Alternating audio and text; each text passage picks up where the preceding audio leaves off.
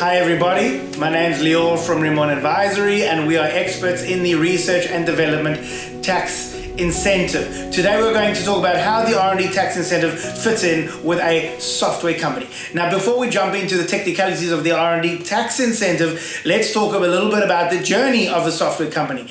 Now, very often a software company begins, there's an idea and development begins. It could be bootstrapping, it could be some money was raised from the 3 F's, friends, family and fools, and off our founders go and they begin developing. Now that MVP, it starts to work. It's a very exciting moment and the founders realize, well, we need more money.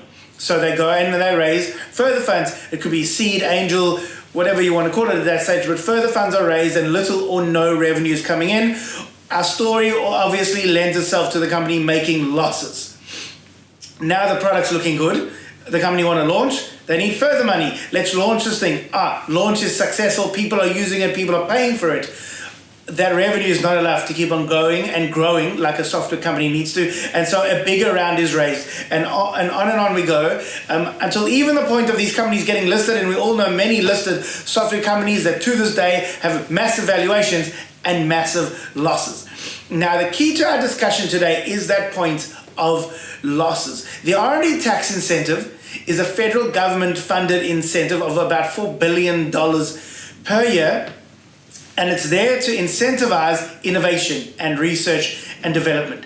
Now, because our discussion is centering around software companies and we've just spoken about how those losses flow through, we are going to speak about loss-making software companies. Now, those losses are what are key to getting the funding from the R&D tax incentive in its most lucrative format. Now, let's go through this. Firstly, let's speak about a company that's not an innovation company. If somebody wants to start a company, generally when you start a company, there's a good chance you're going to be in losses for a while. Those losses will roll over until one day that company will hopefully hit a profit. And then in that year of profit, the company can knock off or offset those older losses against the profits. Now, if those losses are bigger than the profit of that year, there will be zero tax to pay. Profits minus accumulated losses equals zero or negative figure. So therefore, there are no profits to pay tax on. But they have to wait until that year of being profitable. Now, in our instance, for an innovation company that complies with the definition of R&D, what the government is allowing you to do is imagine a money bag, like that emoji money bag with a dollar sign on it. Imagine you could open that money bag and in there are dollar signs of your losses.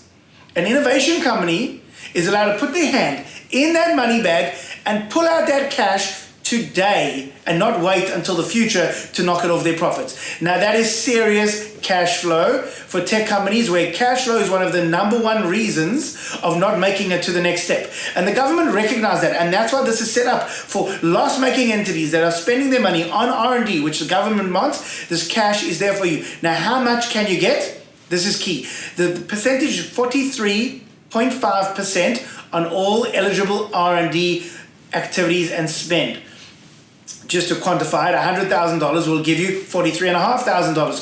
$200,000 of eligible spend will give you $87,000, and so on and so on. So now, think about it. If you're a software company and you're developing, raising money, growing, it doesn't really matter at the stage you're at, other than once you're getting revenue above 20 million, something changes, but it's quite a while till you get to the 20 million. If you're growing and growing like that and your valuations are growing, well, this money is waiting for you.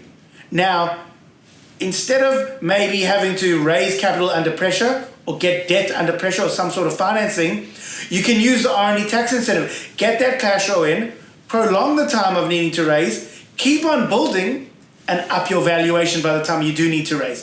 This R&D tax incentive, and I've seen this, is a key component to building a software company in Australia. It's there for you to use if you are eligible. So get to know it, think about it, use it, grow your business, and build a beautiful tech company and use all the funding that's available to you, especially this source that is debt-free, equity-free. You're just using your losses today instead of waiting till the future. Good luck with building your tech company.